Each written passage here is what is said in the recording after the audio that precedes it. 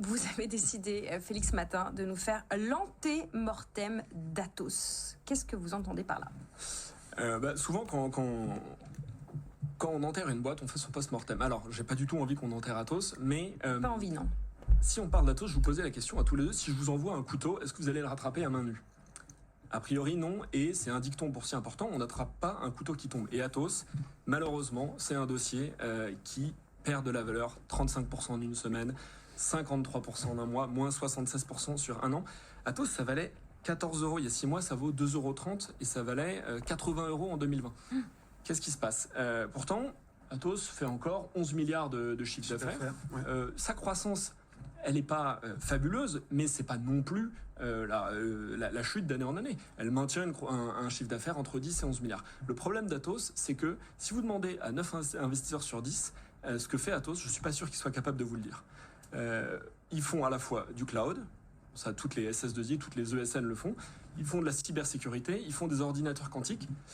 Le problème, c'est que c'est très compliqué de faire les trois.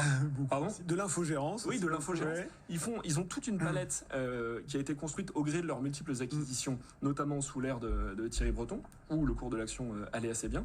Mais c'est très coûteux en capital de fusionner les activités, de leur donner de la cohérence, et puis surtout, c'est très compliqué de convaincre les marchés que vous allez être bon dans les trois. Il faut vraiment une marque forte.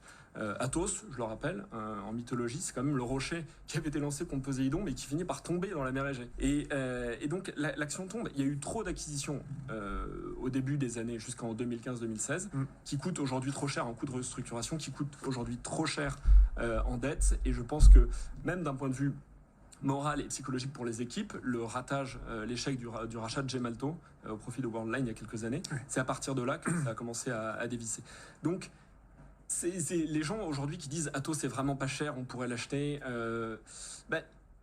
Il y a encore 3 ans ou 2 ans, Orpea non plus était pas cher. Mais aujourd'hui, oui, voilà, ça devient dangereux. Il faut pas acheter les couteaux qui tombent.